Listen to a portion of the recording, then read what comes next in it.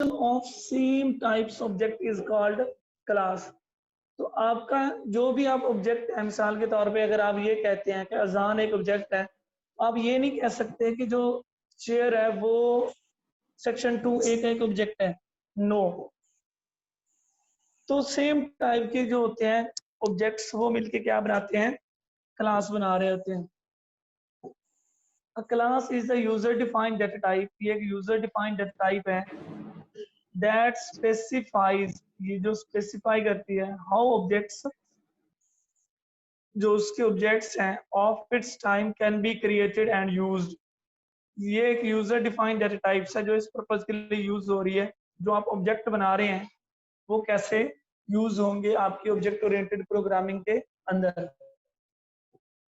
In C++, as in the most modern language, a class is the key building block of large programs।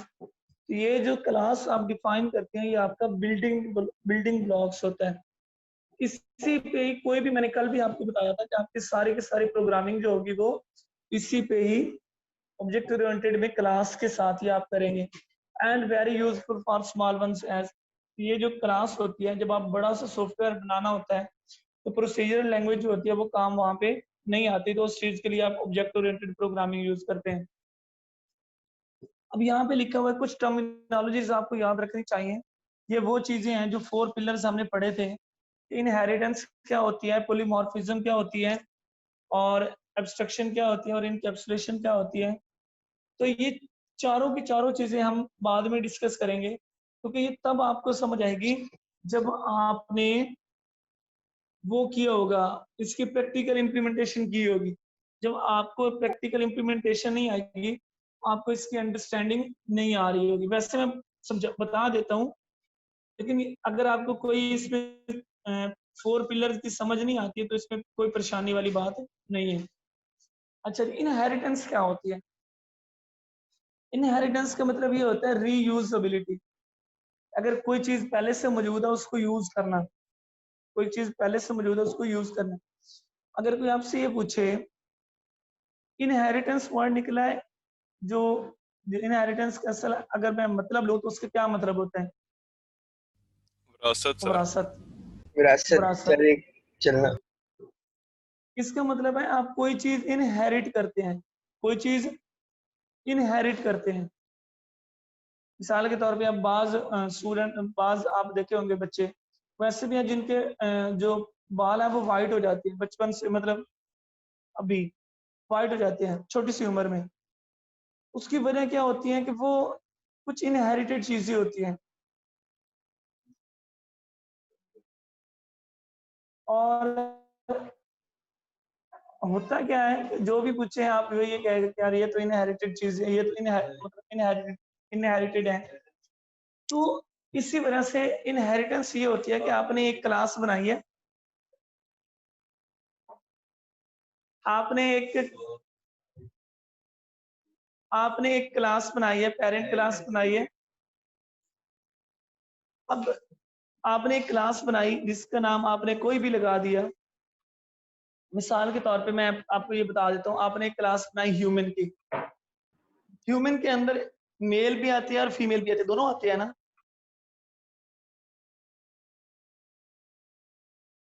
जी। अब आपने एक class बनाई human की, उसको आपने कहा ये पेरेंट क्लास है। उसके बाद आपने एक क्लास बनाई मेल की और एक क्लास बनाई आपने फीमेल की। तो जो मेल की क्लास है या फीमेल की क्लास है, अगर कोई भी ऑब्जेक्ट जो होगा एक्चुअली वो ह्यूमन की प्रॉपर्टीज को इनहेरिट कर रहा होगा, अपने अंदर रख रहा होगा। ऐसे होता है ना? सर रिपीट कीजिएगा। होता है ये नहीं होता? इनहेरिटेंस ये होती है, अगर आप जस्ट 1 मिनट वेट।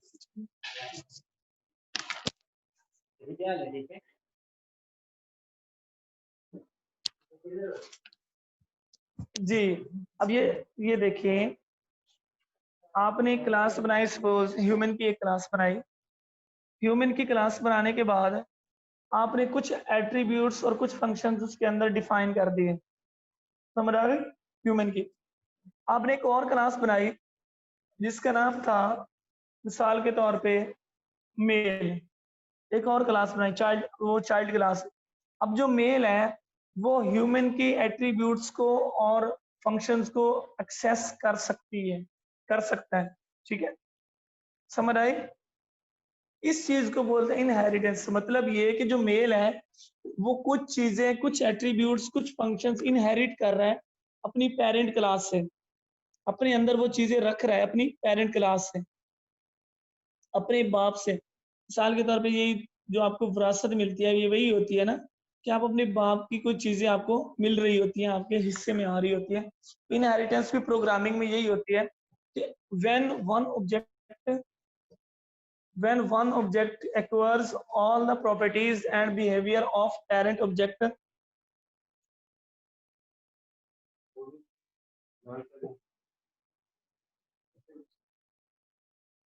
सर कल वाले चले ना हो। हाँ अच्छा जी, अब ये है कि when one object acquires all the properties and behaviors of parent object is known as inheritance and it provides code reusability। Programming के अंदर आप इसको क्या यूज करते हैं, code reusability, and it is used to achieve run time polymorphism. अब ये polymorphism क्या होती है ये भी मैं आपको बताऊं। अभी अगर आपको ये चार पिलर्स की समझ नहीं आती तो परेशान होने की बात नहीं, क्योंकि तब समझ आएगी जब आपके सामने प्रैक्टिकल एग्जांपल आएगी। पॉलीमॉर्फिज्म क्या होती है, पॉलीमॉर्फिज्म ये होती है कि आपका जो ऑब्जेक्ट है वो डिफरेंट टाइम्स पे डिफरेंट तरह एक्ट कर रहा हो, उसको हम बोलते हैं पॉलीमॉर्फिज्म। पॉलीमॉर्फिज्म मीन मैनी और मॉर्फिज्म मीन फॉर्म्स। जब आपका ऑब्जेक्ट जो है वो डिफरेंट तरह एक्ट कर रहा हो, when one task is performed by different ways is known as polymorphism। अब मिसाल के तौर पे इसकी मैं सिंपल सी मिसाल देता हूँ। अगर आप गाड़ी चला रहे हैं और गाड़ी चलाते हुए जो आपका एक्सीलरेटर है वो डिफरेंट, वो एक जो ऑब्जेक्ट है वो डिफरेंट टाइम पे डिफरेंट तरह एक्ट कर रहा होता है, ऐसे होता है ना। अगर आप ज्यादा प्रेस करेंगे तो ज्यादा उसको क्या करेगा, एक्सीलरेट करेगा, ऐसे ही है ना। अगर आप कम प्रेस करेंगे तो ऑब्जेक्ट तो एक ही है लेकिन वो डिफरेंट तरह एक्ट कर रहा है। ये मैं रियल लाइफ एग्जांपल बता रहा हूँ। जब हम प्रोग्रामिंग में करेंगे तब आपको मैं प्रोग्रामिंग में भी समझा दूंगा कि एक्चुअली ये किस तरह है। और पॉलीमॉर्फिज्म जो होती है ये दो तरह की होती है, एक स्टैटिक पॉलीमॉर्फिज्म होती है और एक डायनामिक पॉलीमॉर्फिज्म होती है। यहाँ पे लिखा नहीं हुआ, वैसे इसके पूरे चैप्टर्स हैं। इनहेरिटेंस का पूरा 1.5 चैप्टर है, पूरा इसका पूरा चैप्टर है पॉलीमॉर्फिज्म का। एब्स्ट्रक्शन के 2 चैप्टर हैं। तो आपको ये नहीं है कि सिर्फ डेफिनेशन से सारा समझ आ जाए, ये तो जस्ट आपको इंट्रोडक्शन देने के लिए है। तो स्टैटिक दो तरह की पॉलीमॉर्फिज्म होती है, एक स्टैटिक पॉलीमॉर्फिज्म होती है और एक रन टाइम पॉलीमॉर्फिज्म होती है। स्टैटिक पॉलीमॉर्फिज्म जो होती है वो हम अचीव करते हैं फंक्शन ओवरलोडिंग की मदद से और ऑपरेटर ओवरलोडिंग की मदद से। अब फंक्शन ओवरलोडिंग क्या होती है और ऑपरेटर ओवरलोडिंग क्या होती है ये तब आपको समझ आएगी जब आप पढ़ेंगे। अच्छा, उसके बाद एक दूसरी है रन टाइम पॉलीमॉर्फिज्म, वो आप अचीव करते हैं वर्चुअल फंक्शन की मदद से। अब ये फंक्शंस वर्चुअल क्या होते हैं ये तब समझ आएगी जब हम वो चैप्टर पढ़ेंगे।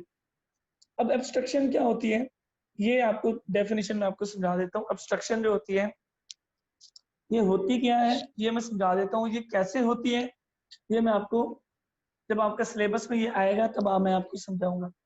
अब एब्स्ट्रक्शन क्या होती है, हाइडिंग इंटरनल डिटेल्स, बस ये ध्यान में रखना है। हाइडिंग इंटरनल डिटेल्स इसको क्या बोलते हैं, एब्स्ट्रक्शन बोलते हैं। And showing functionality is known as abstraction. इसका क्या मतलब है, जब भी आप सॉफ्टवेयर बनाते हो, मैं आपको दिखा देता हूँ यहाँ पे। सर जैसे कि कोडिंग हम बैक साइड पे करते हैं और उसके जो फंक्शन हमें स्क्रीन पे नजर आते हैं। ये देखिए यहाँ पे आपको गूगल नजर आ रहा है। जी सर आ रहा है। अगर यहाँ पे जाने के बाद अगर आप यहाँ पे राइट क्लिक करें, राइट क्लिक करने के बाद आपको इंस्पेक्ट का एक वर्ड नजर आएगा, नजर आ रहा है। जी सर आ रहा है। जी सर आ रहा है। यहाँ पे क्लिक करने के बाद, यहाँ पे क्लिक करने के बाद आप देख सकते हैं यहाँ पे आपको ये प्रोग्रामिंग नजर आ रही है। सर आ रही जी है। सर। जी सर। क्या मैं यहाँ पे अब उसने क्या किया हुआ, जो डेवलपर था उसने ये किया हुआ है कि ये जो इम्पोर्टेंट डिटेल्स थी ना, उसने उसको क्या किया हुआ है, हाइड किया हुआ है। ये आपको नजर आ रहा है यहाँ पे। जी सर। तो क्या आप इनको चेंज कर सकते हैं? नो नहीं कर सर। सकते ना। उसने जो उसने ये बता दिया कि ये किस तरह काम करेगा।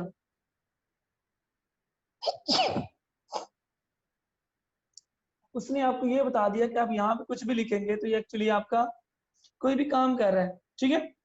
ये किस तरह उसने फंक्शनैलिटी बता दी, लेकिन उसने उसके बैक एंड पे क्या कर दिया है, जो इंपॉर्टेंट डाटा था उसको उसने हाइड कर दिया है। क्या कर दिया है? हाइड कर। Hide। इस चीज को आप बोलते हैं एब्स्ट्रक्शन। क्या बोलते हैं? एब्स्ट्रक्शन। कि आप फंक्शनैलिटी दे देते हैं, आप कोड नहीं, कोड को हाइड कर देते हैं। कोड को हाइड करने का मतलब ये होगा, मिसाल के तौर पे आपको रियल लाइफ एग्जांपल बताता हूँ। जब हम सॉफ्टवेयर में काम कर रहे थे तो हमें ये सिखाया, कोई भी चीजें इस तरह के ना, जिस तरह आपको वर्ड सुना होगा लूप होल, या आपको एक और मिसाल देता हूँ। ये जो डेवलपर होते हैं ये करते हैं कि जो भी कोई चीज सॉफ्टवेयर बनवाता है वो सारी की सारी डिटेल्स उनके पास अपने पास होती है, ठीक है। मिसाल के तौर पे अजान ने मेरे से सॉफ्टवेयर बनाया, सुनिए, अजान ने मेरे से सॉफ्टवेयर बनवाया, मैंने बना के अजान को दे दिया। अब अजान कहता है कि अली आपको प्रोग्रामिंग आती है, या साद आपको प्रोग्रामिंग आती है, किसी दोस्त को कहता है कि यार हम ना इसका ये जो यहाँ पे लिखा हुआ है डेवलप्ड बाय फलां, मतलब डेवलप्ड बाय ये, इसको हम रिमूव करके अपना नाम लिख देते हैं और इसका थोड़ी सी चेंजिंग करके ना हम इसी सॉफ्टवेयर को 10 बंदों को बेच देते हैं। अगर अजान के जहन में यह आएगा कि हम पैसा कमाएंगे, तो जो डेवलपर होता है मिसाल के तौर पे मैं क्या करूंगा, मैं कभी भी उनको डिटेल सारी प्रोवाइड नहीं करूंगा। अगरचे मैं कोड भी उनको प्रोवाइड कर रहा हूँ, लेकिन मैं किस तरह से दूंगा उनको कि जो मेंटेनेंस करवाएंगे वो, मतलब प्रोग्राम सॉफ्टवेयर की जो भी मेंटेनेंस होगी वो मेरे पास ही आए, वो किसी और बंदे के पास ना जाए। कि मिसाल के तौर पे कोई मसला हो गया है सॉफ्टवेयर में, तो अली को कहे कि भाई जी आप इसको ठीक करके दो, तो अली वो ठीक नहीं कर सकेगा, अली को ज्यादा टाइम लगेगा। तो वो मेंटेनेंस भी, अगर मैं चाहता हूँ कि मेंटेनेंस के भी मैं ही पैसे लूँ, तो मैं क्या करूंगा, अपनी इंफॉर्मेशन को हाइड करूंगा। समझ आई? तो ये चीजें भी जी की जाती है, जस्ट आप फंक्शनैलिटी प्रोवाइड करते हैं। तो ये डेटा एब्स्ट्रक्शन होती है, ये आपकी क्या होती है, एब्स्ट्रक्शन होती है। समझ आई? ये उम्मीद है आपको समझ आ गई होगी। सर डेटा हेडिंग से डिफरेंट है ना, वो तो कैलकुलेशन में होती है। 8826 जी जी जी, पूछे क्या कह रहे हैं? कह रहा हूँ डेटा हेडिंग से डिफरेंट होती है ना, डेटा हेडिंग वो इन नहीं, कैलकुलेशन में होती है। वो भी यही चीज होती है, कोई फर्क नहीं है। बस डेटा हाइडिंग भी यही होती है कि आप इंपॉर्टेंट डाटा को हाइड कर देते हैं, और जो अननेसेसरी इंफॉर्मेशन है वो आप क्या कर देते हैं, हाइड कर देते हैं। जो नेसेसरी इंफॉर्मेशन है वो आप क्या देते हैं, उनको फंक्शनैलिटी प्रोवाइड कर देते हैं। मिसाल के तौर पे ये उसने एक एग्जांपल दी हुई है कि फोन कॉल, आपको ये पता है कि फोन कॉल हो रही है, पता है ना, लेकिन आपको उसके इंटरनल प्रोसेसिंग का नहीं पता होता कि किस तरह कॉल हो रही है, कनेक्ट किस तरह होती है, उसमें क्या क्या चीजें हो रही हैं। अब ये लिखा हुआ in C++ we use abstract class and interface to achieve abstraction. तो ये हम यूज करते हैं, एब्स्ट्रैक्ट क्लास हम यूज करते हैं C++ के अंदर एब्स्ट्रक्शन को अचीव करने के लिए, और इंटरफेस हम यूज करते हैं जावा के अंदर इस एब्स्ट्रक्शन को अचीव करने के लिए। और ये आपका लास्ट चैप्टर है, ठीक है, इस प्रोग्रामिंग का। अच्छा, उसके बाद हम आते हैं इनकैप्सुलेशन। इनकैप्सुलेशन क्या होती है ये मुझे कौन बताएगा? मैंने अभी बताया। इनकैप्सुलेशन मर्ज से करना। मुराद ये होता है मर्ज करना। गुड। इनकैप्सुलेशन ये होती है कि आप कुछ इंफॉर्मेशन मर्ज कर देते हैं, बाइंड कर देते हैं। इसकी जो बेस्ट एग्जांपल है इनकैप्सुलेशन की वो क्लास है। सबसे पहले आप इनकैप्सुलेशन करेंगे, फिर आप इनहेरिटेंस करेंगे, फिर इनहेरिटेंस के बाद पॉलीमॉर्फिज्म करेंगे, पॉलीमॉर्फिज्म के बाद आप क्या करेंगे, एब्स्ट्रैक्शन करेंगे। आज का हमारा जो टॉपिक है वो इनकैप्सुलेशन होगा। इसकी जो बेस्ट एग्जांपल है इनकैप्सुलेशन की वो क्लास है। अगर आप कंफ्यूज होना चाहें कि इनकैप्सुलेशन क्या होती है तो आपने क्लास को ध्यान में रख लेना है। क्लास जो है is the best example of encapsulation. अब क्लास के अंदर क्या होती है देख ले, बाइंडिंग और रैपिंग कोड, कोड मतलब फंक्शंस, ठीक है, जिसमें फंक्शंस हो and the data properties together into a single unit is known as encapsulation। कि आप क्या करते हैं, आप फंक्शंस को और कोड को एक नाम दे देते हैं, एक नाम के अंदर दाम देते हैं या मर्ज कर देते हैं, बाइंड कर देते हैं। इस चीज को आप इनकैप्सुलेशन बोलते हैं, है ना। जिस तरह आपने कल अगर देखा था तो बैट्समैन की अगर मैं क्लास देखूं तो बैट्समैन की क्लास के अंदर आपने कुछ प्रॉपर्टीज को और उसके बाद 3 फंक्शंस को आपने क्या किया था, मर्ज किया था एक ही क्लास के अंदर। तो वो क्या थी, आप इनकैप्सुलेट कर रहे थे। समझ आई? सर जो मेडिसिन के कैप्सूल होते हैं वो भी जी इसमें आएगा? जी, अगर आप मेडिसिन की कैप्सूल अगर देखें वो पहले आते थे उसमें वो ओपन भी हो जाते थे, वो ओपन भी हो जाते थे। और उसमें मैं एक मिनट देख देता हूँ यहाँ पे, कोई मैं एग्जांपल दिखा देता हूँ आपको गूगल पे जाके। तो उसमें आप देखते थे कि वो डिफरेंट टाइप्स के उसमें कलर्स के इंग्रेडिएंट्स होते थे। जी सर है, देख के। ठीक है, यहाँ पे आप गूगल पे जाके वो डिफरेंट टाइप्स के, जब आप उनको दोनों तरफ से ओपन करते थे तो आप देखते थे छोटे छोटे जर्रे होते थे डिफरेंट टाइप्स के। तो वो जी भी जी यही सर। होता था कि वो डिफरेंट इंग्रेडिएंट्स को मर्ज कर रहा होता था। तो इनकैप्सुलेशन भी यही है। इनकैप्सुलेशन ये करती है कि आपकी जो प्रॉपर्टीज हैं और जो फंक्शंस हैं उनको एक नाम दे देती है, कोई भी क्लास का नाम, उस चीज को आप बोलते हैं encapsulation. For example capsule, capsule क्या करता है, it is wrapped with different medicine, ठीक है। Class is the example of encapsulation. यहां तक समझ आ गई? जो क्लास जी होती सर। है प्रोग्रामिंग में वो बेहतरीन एग्जांपल है आपकी इसकी। मैं आपको दिखा देता हूँ यहाँ पे कैप्सूल, अगर आप गूगल करें तो कैप्सूल भी आपको नजर आ जाएंगे। तो आप क्या कर रहे होते हैं, सर स्क्रीन नीचे। एक मिनट, जस्ट 1 मिनट। ये देखें, ये जो आपके पास ये चीज जो है, ये नजर आ रही है आपको? जी सर आ रही। ये अगर आप इसको ओपन करेंगे तो ये डिफरेंट टाइप्स की आपके पास वो चीजें पड़ी हैं, नजर आ रही हैं? तो ये जी क्या सर। कर रहा है, इकट्ठा कर रहा है, एक एक उसको मिक्स कर रहा है, मर्ज कर रहा है डिफरेंट इंग्रेडिएंट्स को। तो इनकैप्सुलेशन यही होती है कि आप प्रोग्रामिंग में आप डाटा मेंबर्स को और मेंबर फंक्शंस को मर्ज कर देते हैं एक यूनिट के अंदर जिसका नाम है क्लास। तो इस चीज को आप बोलते हैं इनकैप्सुलेशन, ठीक है।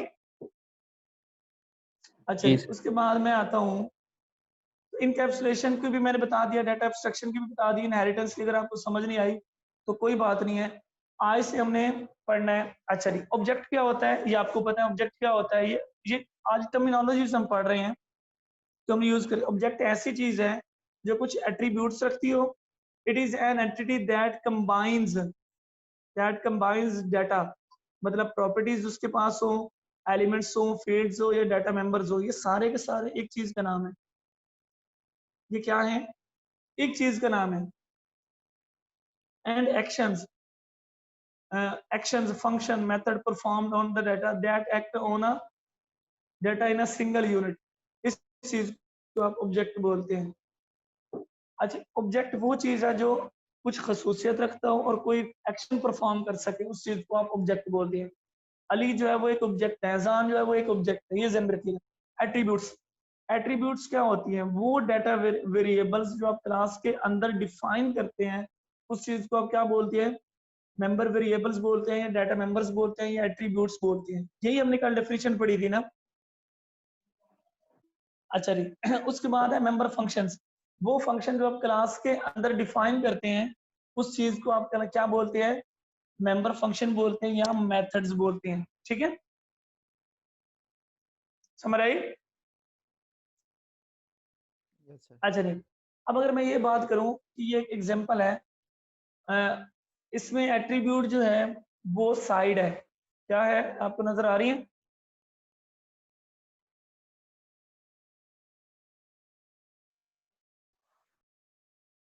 ये देखिए एक आपने एट्रीब्यूट ले ली साइड और उसके फंक्शन जो है वो आपने सेट साइड लिखा और गेट साइड के दो फंक्शन आपने बना लिए।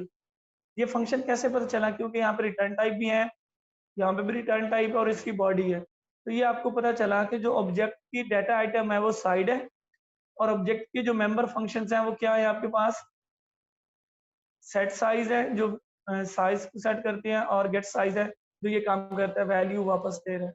इसी तरह अगर मैं बैट्समैन की बात करूं तो बैट्समैन के अंदर कल हमने 6 के 7 हमने एट्रीब्यूट्स देखे थे, मतलब डाटा मेंबर्स देखे थे, और 3 हमने क्या देखे थे, मेंबर फंक्शंस देखे थे। यहाँ तक समझ आए? अच्छा जी, उसके बाद ये आपको पता है कि एडवांटेजेस क्या है ऑब्जेक्ट ओरिएंटेड प्रोग्रामिंग के, ये मैं ये बता चुका हूँ कि ऑब्जेक्ट ओरिएंटेड प्रोग्रामिंग जो होती है ये आपको डेवलपमेंट इजी बनाती है और मेंटेनेंस इजी बनाती है। किसकी निस्बत? प्रोसीजर ओरिएंटेड, मतलब प्रोसीजरल लैंग्वेज की करस्पॉन्डिंग। क्यों? मैंने आपको बताया था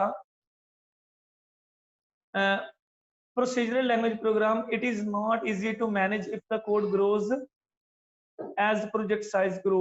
मिसाल के तौर पे अगर आपने 100 बंदों का डाटा स्टोर करना है, सुनिएगा, 100 बंदों का डाटा स्टोर करना है और हर बंदा जो है वो 5-5 एट्रीब्यूट्स रख रहा है, प्रोसीजरल लैंग्वेज के अंदर आपको कितने वेरिएबल्स डिक्लेयर करने पड़ेंगे? 500। 500। गुड। और अगर वो एक्शन जो है वो हर बंदा 5 परफॉर्म कर रहा है तो टोटल कितने फंक्शंस आपको डिफाइन करना पड़ेंगे प्रोसीजरल लैंग्वेज के अंदर? 100। 500। ऐसे ही है ना, जी क्योंकि जी। हर बंदे का अपना अलग फंक्शन 500। जबकि ऑब्जेक्ट ओरिएंटेड भी क्या होता है कि आप 5 एट्रीब्यूट्स को लेके एक नाम दे देते हो, क्लास का नाम दे देते हो। कोई भी आप ऑब्जेक्ट बनाएंगे, मिसाल के 9 कोई भी पहला ऑब्जेक्ट, 100वां ऑब्जेक्ट, जो भी ऑब्जेक्ट है वो उन एट्रीब्यूट्स को अपने अंदर रख रहा होगा। जो ही आप ऑब्जेक्ट बनाते हैं किसी भी क्लास का तो आप देख सकते हैं डॉट लगा के, तो ऑब्जेक्ट क्लास के अंदर जितने भी मेंबर्स होते हैं, चाहे वो मेंबर फंक्शंस हो चाहे वो डाटा मेंबर्स हो, वो उस ऑब्जेक्ट को बिलोंग कर रहे होते हैं। ऐसे होता है ना, आप डॉट जी लगा के जी। देख सकते हैं। जब आप ऑब्जेक्ट ओरिएंटेड प्रोग्रामिंग बनाती है और 100 बंदों का डाटा स्टोर करने के लिए आपको सिर्फ 5 एट्रीब्यूट्स बनाने पड़ेंगे और 5 ही फंक्शंस बनाने पड़ेंगे, आप क्या कर सकते हैं? इसका मतलब है कोड ऑब्जेक्ट ओरिएंटेड प्रोग्रामिंग में छोटा भी होता है और इजीली इंप्लीमेंट भी हो सकता है, जबकि प्रोसीजरल में आप अगर करना चाहें तो पूरा दिन शायद बैठा रहे। ऐसे है ना। और ऑब्जेक्ट ओरिएंटेड प्रोग्रामिंग में मैं 5 मिनट में वो टास्क कर लूंगा। अच्छा, उसके बाद ये लिखा हुआ है object oriented program provide data hiding. ये डाटा हाइडिंग आपको पता है, डाटा हाइडिंग क्या करती है? ये जो आप इंफॉर्मेशन को हाइड कर रहे होते हैं ये आपकी डाटा हाइडिंग होती है। सर इसका मतलब भी कोई सिंटैक्स होता है हाइडिंग करने? जी, ये 2-3 तरीकों से की जाती है। ये जो आप अब्स्ट्रैक्ट क्लास यूज करते हैं ये भी इस पर्पज के लिए यूज होती है। ये जो प्राइवेट वगैरह आप यूज करते हैं मेंबर्स, ये भी इसी पर्पज के लिए यूज होती है। ये मैं आपको बताऊंगा जब हम इसकी ना वो करेंगे। Whereas in procedural language, a global variable can be accessed from anywhere। तो आपको ये पता था कि प्रोसीजरल के अंदर कोई भी आप रिस्ट्रिक्शन नहीं लगा सकते। अगर आपने वेरिएबल डिक्लेयर किया है वो वेरिएबल, ग्लोबल वेरिएबल, कहीं पे भी आप उनको एक्सेस कर सकते हैं। ठीक है, जबकि ऑब्जेक्ट ओरिएंटेड प्रोग्रामिंग में क्या होता है कि आप रिस्ट्रिक्शन लगा देते हैं कि ये जो ऑब्जेक्ट है ये कहाँ पे एक्सेसिबल है और कहाँ पे एक्सेसिबल नहीं है। ठीक है, उसके बाद लिखा हुआ है object oriented programming provide ability to simulate real world event much more effectively. इसका मतलब है आप रियल वर्ल्ड प्रॉब्लम को ऑब्जेक्ट ओरिएंटेड प्रोग्रामिंग में इजीली सॉल्व कर सकते हैं. We can provide the solution of real world problems if we are using the object oriented programming language. तो ऑब्जेक्ट ओरिएंटेड प्रोग्रामिंग लैंग्वेज की मदद से आप different problems, real life problems को सॉल्व कर सकते हैं. मिसाल के तौर पे यूएमएस आपके जो सिस्टम है उसमें आप देखेंगे कि वो टोटली ऑब्जेक्ट ओरिएंटेड पे बेस कर रहे हैं. ठीक है,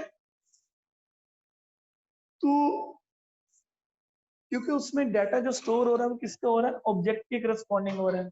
मिसाल के तौर पे अगर सेक्शन ए है, सेक्शन ए के करस्पॉन्डिंग डाटा स्टोर होगा अजान का, अली का, इस तरह. ठीक है, तो ये जो भी आपके रियल लाइफ प्रॉब्लम्स हैं उनको आप इजीली ऑब्जेक्ट ओरिएंटेड प्रोग्रामिंग से सॉल्व कर सकते हैं.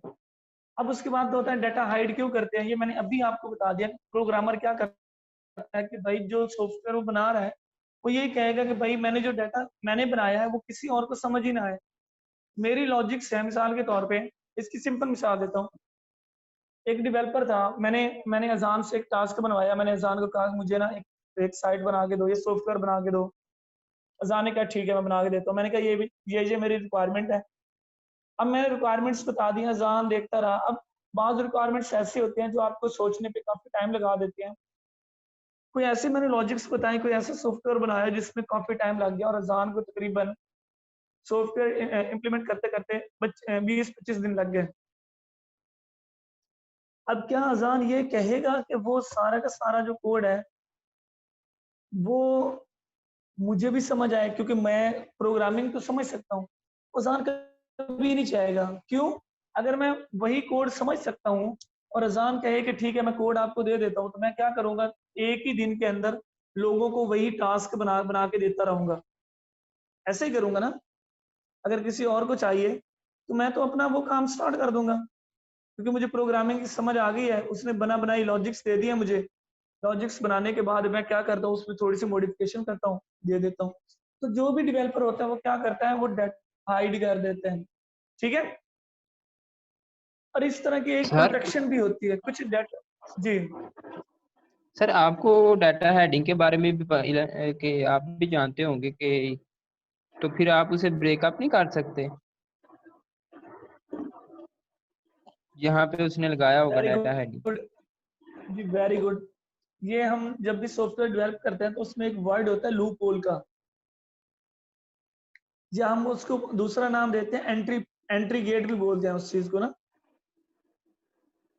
Entry gate. ये जो आप देखते हैं कि एंट्री गेट, ये लूप होल बोलते हैं उस चीज को ना. एंट्री गेट बोलते हैं उस चीज को. आप देखते हैं कि कुछ दिन पहले ये आपकी सुपीरियर की जो साइट है वो हैक हो गई थी, देखा ना. जी सर. Yes sir. तो ये जो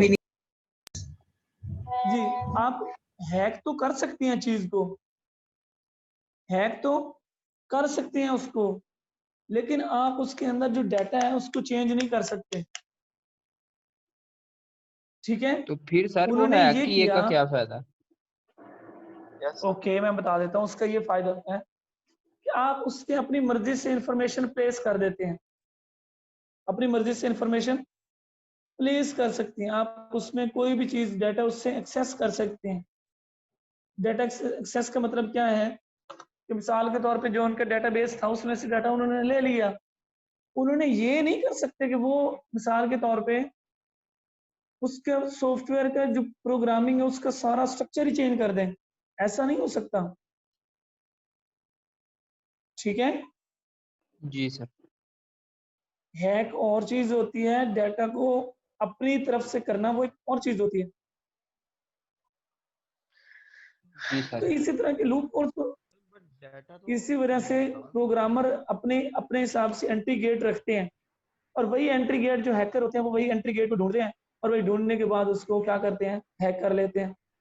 ये पॉसिबिलिटी है हैकिंग की, लेकिन आप अपनी तरफ से यही कर रहे होते हैं कि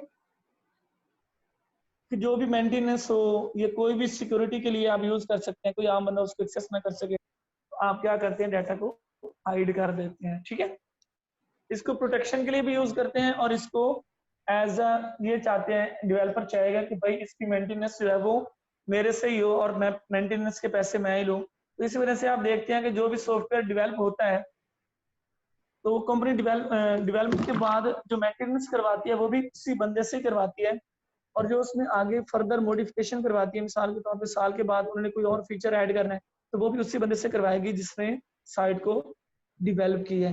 ठीक है, समझ आई? जी सर। सर जब कोई सॉफ्टवेयर बनवाता है आपसे तो आप उसे पूरा जी कोड जी देते हैं या अलग कोई फाइल देते हैं, क्योंकि कोड में तो सारा डाटा होता है कि जो हाइड भी किया होता है। जी, ये देखो मिसाल के तौर पे मैंने किसी ने सॉफ्टवेयर बनाया, अब उसकी रिक्वायरमेंट्स डिपेंड करती है कि उसने क्या करना है। अगर उसने ये कहना है कि भाई मुझे सारा कोड चाहिए, तो कोड का मतलब ये होता है कि आप उससे कॉपीराइट लिखवा लेते हैं। क्या करते हैं? Copyright। कॉपीराइट लिखवा लेते हैं। अभी आपको पता भी था, जिसको आप पेटेंट भी बोलते हैं, इसको बोलते हैं आईपी बोलते हैं, इंटरनेट पेटेंट। हाँ, इंटरनेट पेटेंट बोलते हैं, आईपी बोलते हैं। ये आपका एक लीगल वे होता है कोई भी चीज का। मिसाल के तौर पे आपने इम्प्लीमेंट की और इम्प्लीमेंट करने के बाद आपने दे दी, तो आपके पास कॉपीराइट्स होंगे उस चीज के। अगर कोई बंदा उसमें ये लगता है आपको कि ये बंदा जो है ये आपके सॉफ्टवेयर यूज कर रहा है, तो आप उस पर केस कर सकते हैं, और केस करने के बाद आप उससे जितने वो जो भी होता है अकॉर्डिंग टू लॉ आपको फैसिलिटेट किया जाता है। ये पेटेंट होती है एक।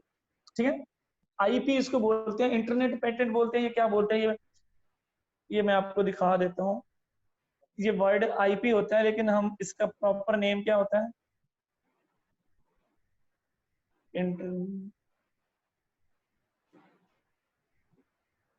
ये आप लिखवा लेते हैं अगर आपने कुछ देनी है इस चीज को। जी, इसको बोलते हैं हम internet patent, internet patents. Show नहीं हो ये रहा। जी, ठीक। इंटरनेट पेटेंट्स बोलते हैं।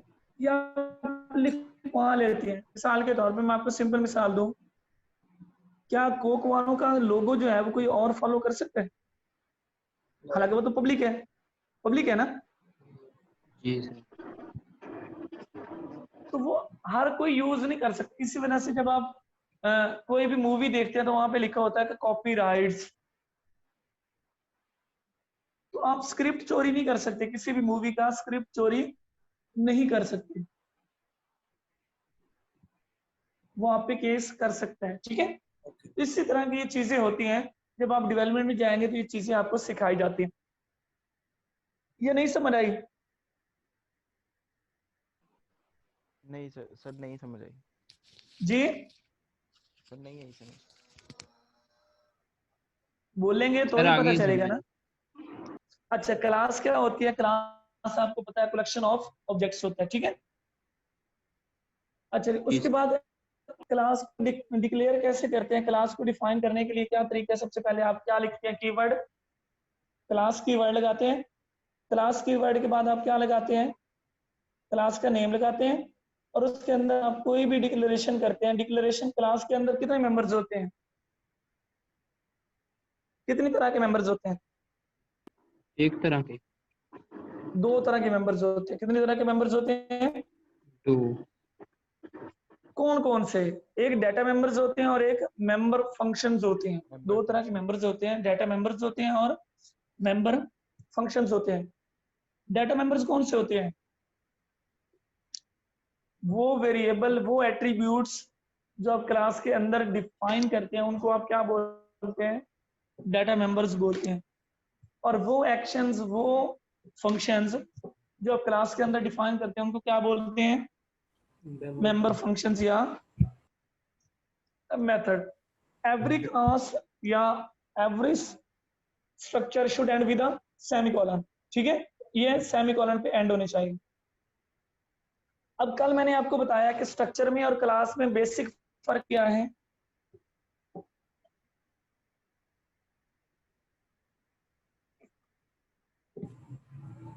जी, हमजा खालिद कहाँ पे है?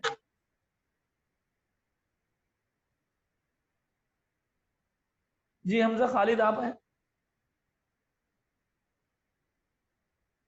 मेहरुन्निसा किधर है? जो लेट आ रहे हैं मैं उनसे पूछूं। जी मेहरुन्निसा, आपको आवाज आ रही है?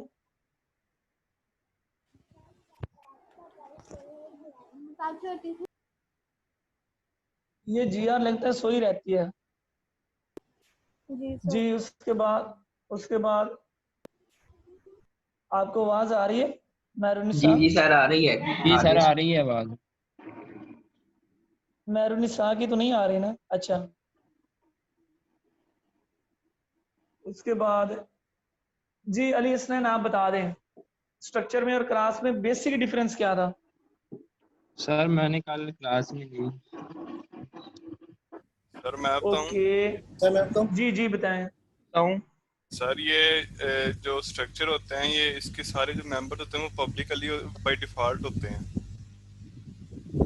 वेरी गुड, वो पब्लिक होते हैं बाय डिफॉल्ट। इसका मतलब है आप उन मेंबर्स को कहीं पे भी एक्सेस कर सकते हैं। आप मेन में एक्सेस कर सकते हैं, आप मेन के बाहर किसी और फंक्शन में एक्सेस कर सकते हैं, कहीं पे भी आप पूरे सॉफ्टवेयर में उनको एक्सेस कर सकते हैं।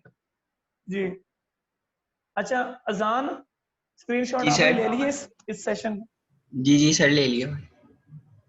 ठीक है अच्छा जी। और जो क्लास के मेंबर्स होते हैं वो सारे के सारे बाय डिफॉल्ट प्राइवेट होते हैं।